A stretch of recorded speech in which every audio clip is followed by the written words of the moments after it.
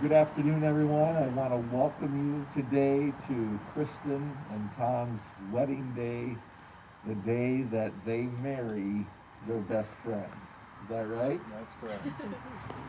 You know, one of the shows that I grew up with as a little boy, my favorite show was Winnie the Pooh. And I remember one time when Winnie the Pooh looked at his best friend, which is Piglet, and said, "Piglet, if we live to be 100, may I live to be 100 years minus 1 day, so I will never have to be without my best friend." And so we welcome you here. Please be seated, and let's welcome our readers today, Cindy and Katie. So, mine first? Yes. All right. Uh-huh. You're first on the reading. Oh, do we have it? You have it up there? You have it up there? You reading? Or we got the reading? Oh. Let's see what it is. I got one.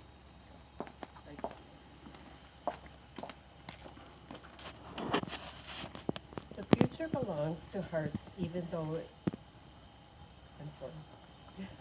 The future belongs to hearts even more than it does to minds. Love, that is the only thing that can occupy and fill eternity. In the infinite, the inexhaustible is requisite. Love participates of the soul itself. It is of the same nature. Like it, it is a divine spark. Like it, it is incorruptible, indivisible, imperishable. It is the point of fire that exists within us, which is immortal and infinite, which nothing can confine and which nothing can extinguish. We feel it burning even in the very marrow of our bones, and we see it beaming in the very depths of heaven.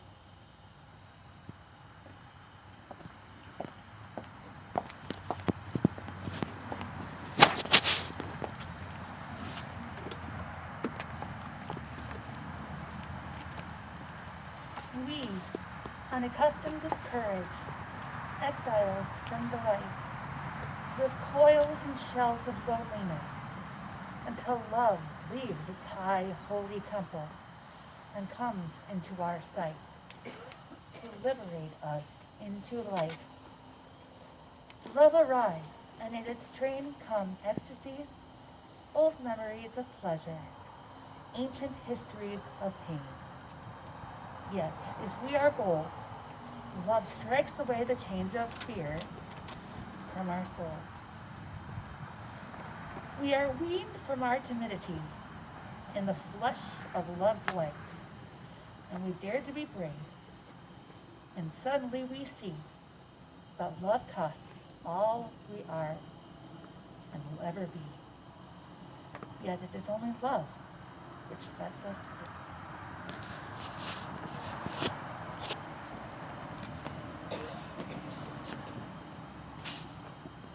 And thank you. At this time, Tom and Kristen will exchange vows to one another.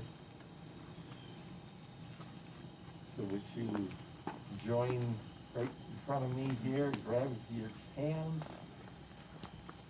And Tom, if you would recite after me, not recite, just say "I do" at the end, okay? Do you, Tom, take Kristen to be your wife, to have and to hold from this day forward, I do. for better or worse, for richer, for poorer, in sickness and in health, to love and to cherish for all the risings and settings of the sun until you are parted by death. Now you may say, I do. Yeah. that's a good sign, that's a good sign. Kristen, will you take Tom to be your husband, to have and to hold from this day forward, for better or for worse, for richer, for poorer, in sickness and in health, to love and to cherish for all the risings and settings of the sun until you are parted by death, if so answer, I do. I do. And now may I have the rings?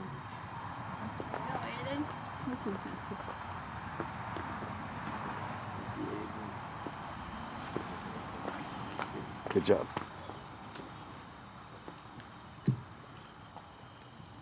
And Tom, if you would take Kristen's wedding band,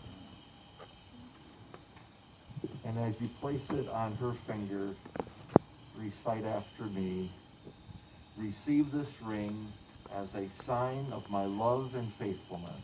Receive this ring as my love and faithfulness.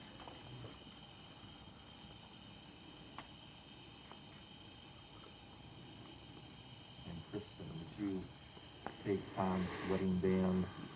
As you place it on his finger, recite after me, receive this ring as a sign of my love and faithfulness.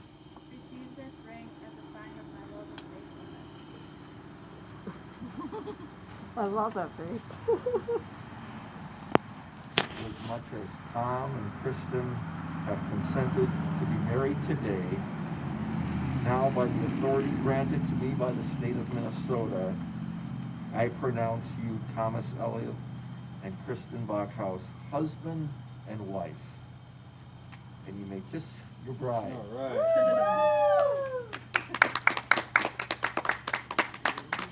And would you turn towards your family and friends? Might not be a bad idea to hold hands at this time. I would love to pronounce and be the first to say to all of you, I present Mr. and Mrs. Thomas Elliott. Woo!